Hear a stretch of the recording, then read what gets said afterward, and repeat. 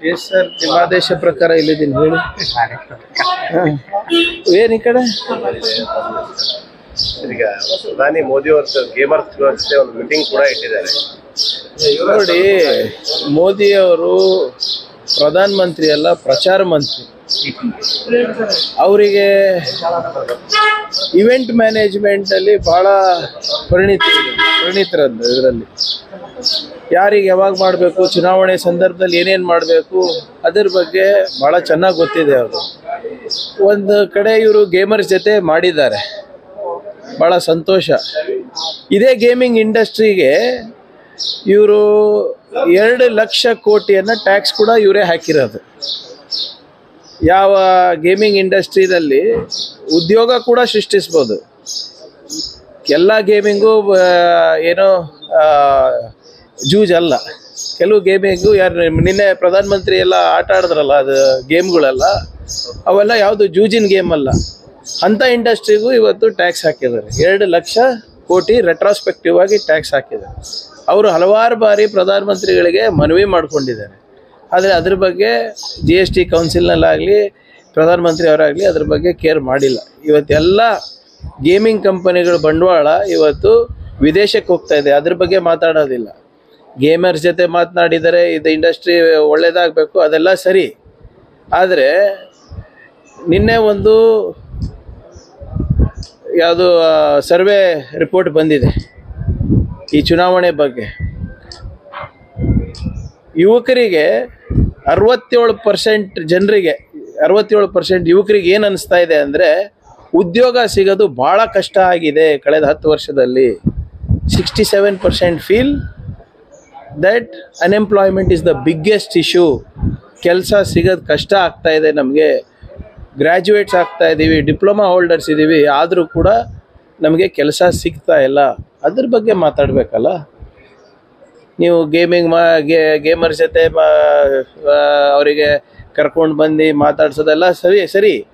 ನಿರುದ್ಯೋಗಿ ಯುವಕರನ್ನು ಕೂಡ ತಾವು ತಮ್ಮ ಕಚೇರಿಗೆ ಕರೆಸಿ, ಗೃಹ ಕಚೇರಿಗೆ ಕರೆಸಿ ಅವರ ಸಮಸ್ಯೆ ಏನಿದೆ, ಅವ್ರಿಗೆ ಉದ್ಯೋಗ ಹೇಗೆ ಕೊಡ್ಬೋದು ಅದು ಕೂಡ ಮಾತಾಡಲಿ. ಸ್ಕಿಲ್ ಇಂಡಿಯಾನಲ್ಲಿ ಎಷ್ಟು ಯಶಸ್ಸು ಕಂಡಿದ್ದೀರಾ ಅದನ್ನು ಕೂಡ ಬಹಿರಂಗವಾಗಿ ಚರ್ಚೆ ಆಗಲಿ. ಸ್ಟಾರ್ಟಪ್ ಇಂಡಿಯಾನಲ್ಲಿ ಎಷ್ಟು ಇವರು ಮಾಡಿದ್ದಾರೆ ಅದನ್ನು ಕೂಡ ಚರ್ಚೆ ಆಗಲಿ. ನಾನು ಹೇಳ್ದಂಗೆ ಇವರು ಪ್ರಧಾನಮಂತ್ರಿ ಅಲ್ಲ, ಇವರು ಪ್ರಚಾರ ಮಂತ್ರಿ. ಸೊ ಇದರಲ್ಲೇನು ಹೊಸದೇನಿಲ್ಲ. ಏನು ನನಗೆ ಗೊತ್ತಿಲ್ಲಪ್ಪ, ನಿಮ್ಗೆ ಹೇಳಿದಾರೋ ಏನೋ ಗೊತ್ತಿಲ್ಲ. ನನ್ಗೆ ಗೊತ್ತಿದ್ರೆ ನಾನು ಹೇಳ್ತಾ ಇದ್ದೆ. ಅವರೇನೋ ವೈಯಕ್ತಿಕವಾಗಿ ನಿನ್ನೆ ಹೋಗಿ DK ಶಿವಕುಮಾರ್ ಸಾಹೇಬರಿಗೆ ಮನೇಲಿ ಭೇಟಿಯಾಗಿದ್ದಾರೆ ಅಂತ ನಿನ್ನೆ ನಾನು ಮಾಧ್ಯಮದ ಮುಖಾಂತರನೇ ನೋಡಿದ್ದು. ಫೋಟೋ ಎಲ್ಲ ಸಾಮಾಜಿಕ ಜಾಲತಾಣದಲ್ಲಿ ಹರಡಿದೆ. ಅವರಿಬ್ಬರು ಹಳೆ ಸ್ನೇಹಿತರಿದ್ದಾರೆ. ಅವರಿಬ್ಬರು ಏನು ಚರ್ಚೆ ಮಾಡಿದಾರೆ ಗೊತ್ತಿಲ್ಲ. ಈಗ DK ಶಿವಕುಮಾರ್ ಸಾಹೇಬ್ರು ಬರ್ತಾರೆ, ಕೇಳ್ಕೊಳ್ಳಿ.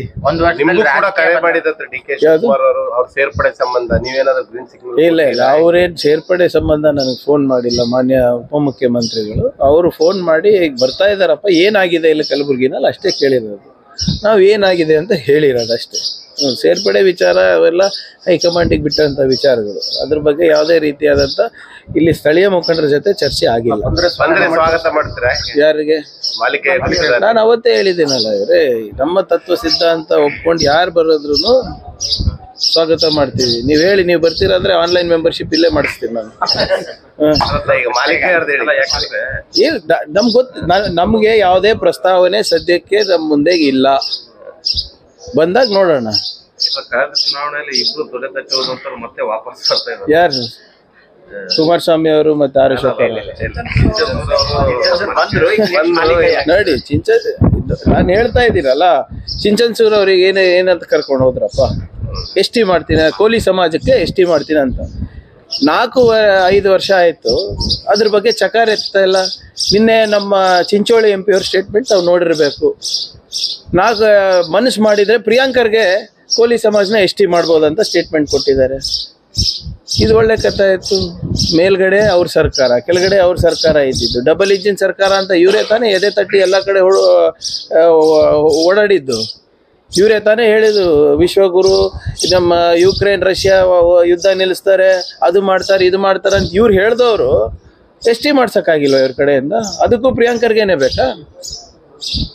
ಸೊ ಹಾಗಾಗಿ ಅವಾಗ ಅವ್ರು ಸುಳ್ಳು ಹೇಳಿದ್ದು, ಕರ್ಕೊಂಡು ಹೋಗಿದ್ದು, ಸಮಾಜದ ಒಂದು ಇಮೋಷನಲ್ ಬ್ಲ್ಯಾಕ್ ಮೇಲ್ ಮಾಡ್ಕೊಂಡು ಹೋಗಿದ್ದು. ಅದು ವಾಪಸ್ ಬಂದಿದ್ದಾರೆ. ಅವರು ಕೂಡ ಸ್ಪಷ್ಟವಾಗಿ ಹೇಳಿದ್ದಾರೆ.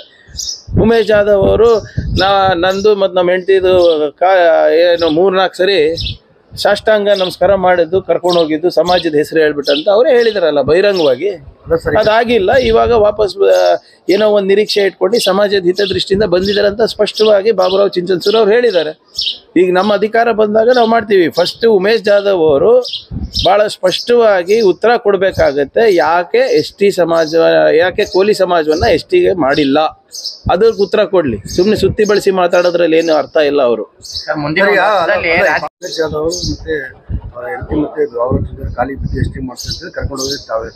ನಾನು ಹೇಳಿಲ್ಲ, ಉಮೇಶ್ ಜಾಧವ್ ಅವರು ಚಿಂಚನ್ಸೂರ್ ಹೋದ್ಮೇಲೆ ಹೋಗಿದ್ದಾರಲ್ಲ ಸರ್. ಯಾವುದು ಬಿಜೆಪಿ ಉಮೇಶ್ ಜಾಧವ್ ಹೋಗಿದ್ದು ಇಲ್ಲ. ಬಿಜೆಪಿ ಹೋದ MP ಚುನಾವಣೆಯಲ್ಲಿ ST ಮಾಡ್ತೀನಂತ ತಾನೇ ಇಮೋಷನಲ್ ಆಗಿ ಮಾಡಿರೋದು. ಇಡೀ ಸಮಾಜದಲ್ಲಿ ಇಲ್ಲ, ಕ್ರೊನಾಲಜಿಕಲಿ ನೀವು ಹೇಳೋದು ಒಪ್ತೀನಿ. ಅಲ್ಲಿ ವಾಪಸ್ ಬರ್ಬೇಕಂತಾನು ಅವಾಗ್ಲೂ ಇತ್ತು. ಅದಾದ್ಮೇಲೆ ಇವ್ರು ಹೇಳ್ಬಿಟ್ಟೆ ಹಿಂಗ್ ಮಾಡಿರೋದಲ್ಲ. ಅವರೇ ಹೇಳ್ತಾರಲ್ಲ, ನನ್ನ ಮಾತಲ್ಲ ಅಲ್ಲ ಇದು ರೆಡ್ಡಿ ಅವರೇ. This is not my words. ಆಯ್ತ್ರಿ, ಅವ್ರು ಮುಂಚೆ ಹೋದ್ರು, ಇವ್ರು ಕರ್ಕೊಂಡು ಹೋದ್ರು ಏನೋ. ಆದ್ರೆ ಅಲ್ಲಿ ಉಳಿದಿದ್ದು ಇಡೀ ಸಮಾಜವನ್ನು ಮೋಸ ಮಾಡಿದ್ ನಿಜಾನ? ನಿನ್ನೆ ನಾನು ಹೇಳಿಲ್ಲ, ಉಮೇಶ್ ಜಾಧವ್ ಅವರಲ್ಲೂ ಹೇಳ್ತಾ ಇರೋದು. ಇವೆಲ್ಲದ್ರಲ್ಲೂ ನನ್ನ ಮಾತು ಯಾವ್ದಿದೆ ಹೇಳಿ? ನಾನು ಅವ್ರು ಹೇಳಿರೋದನ್ನ ಪುನರ್ ಉಚ್ಚರಿಸ್ತಾ ಇದ್ದೀನಿ ತಮಗೆ. ಸುಳ್ಳು ಹೇಳ್ತಿದ್ರಲ್ಲ ಅಂತ. ಈಗ ಪಾಪ ಅವ್ರ ಕಡೆಯಿಂದ ಏನೈತ್ರಿ, ಈಗ ಅವರು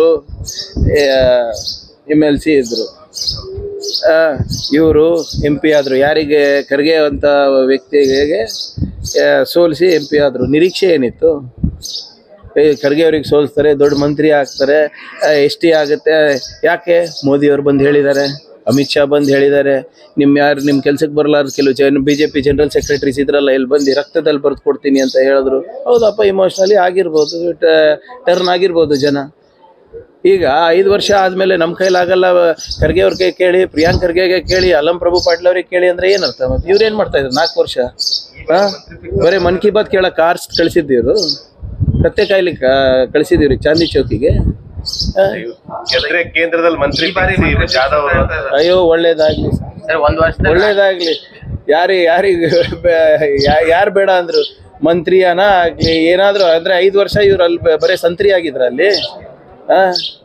ಅಲ್ಲಿ ನರೇಂದ್ರ ಮೋದಿ ಅವ್ರ ಪಾಪ ಕಲಬುರ್ಗಿ MP-ಗೆ ಖುನಾ ಕೂಡ ಹಿಡಿತಾ, ಗುರುತು ಕೂಡ ಸಿಗ್ತಾ ಇರ್ಲಿಲ್ಲ ಅಂತ ಹೇಳ್ತಾ ಇದ್ರಂತ. ಅವರೇ ಇಂಟ್ರೊಡ್ಯೂಸ್ ಮಾಡಿಸ್ತಾರಂತಲ್ಲ ಇಲ್ಲಿ ಮೊನ್ನೆ ಬಂದಾಗ, ಕಲಬುರ್ಗಿಗೆ ಬಂದಾಗ ಇವರೇ ಉಮೇಶ್ ಜಾಧವ್ ಅವರು, ಇವರೇ ಖರ್ಗೆ ಅವ್ರಿಗೆ ಸೋಲ್ಸಿದ್ದು, ಇವರೇ ಕಲಬುರ್ಗಿ MP ಅಂತ ಇಂಟ್ರೊಡಕ್ಷನ್ ಮಾಡಿಸ್ಕೊಂಡ್ರು. ನಾವು ಕೇಳ್ತಾ ಇರೋದು ಕೆಲಸ ಏನಾಗಿದೆ ಅಪ್ಪ? ಕಲಬುರ್ಗಿ ಕೆಲಸ. ಪ್ರಿಯಾಂಕ್ ಖರ್ಗೆ ಯಾವ ಹಳ್ಳಿಗೆ ಹೋಗಿನೇ ಹಳ್ಳಿ ಜನರಿಗೆ ಗೊತ್ತು.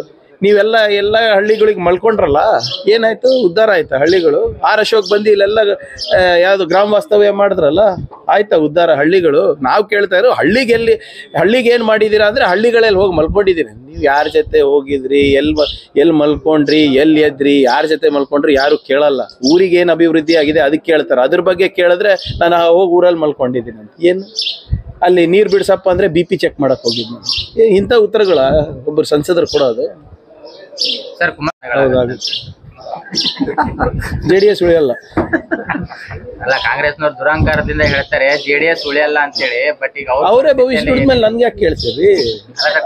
ನಾನು ಅವ್ರ ಮಾತಿಗೆ ಒಪ್ತಾ ಇದ್ದೀನಿ. 1 ವರ್ಷ ಆದ್ಮೇಲೆ ರಾಜಕೀಯ ಬೆಳವಣಿಗೆ ಆಗ್ತದೆ, JDS ವಿಲೀನ ಆಗ್ತದೆ BJP ಜೊತೆ. I agree with him. What is the problem? ಕಾಂಗ್ರೆಸ್ನವ್ರ ಜೊತೆ ಸೇರ್ಕೊಂಡೆ ನಾವು ಈ ಪರಿಸ್ಥಿತಿಗೆ ಬಂದಿದ್ದೀವಿ ಅಂತ ಹೇಳ್ತಾರೆ. ಹೌದು, ಒಳ್ಳೇದಾಯ್ತು. ಅವ್ರು CM ಆಗದ ಪರಿಸ್ಥಿತಿ ಕೆಟ್ಟದಿದ್ರೆ ಅಂತ ಪರಿಸ್ಥಿತಿ ಎಲ್ಲರಿಗೂ ಬರಲ್ಲಪ್ಪ. Okay, thank you.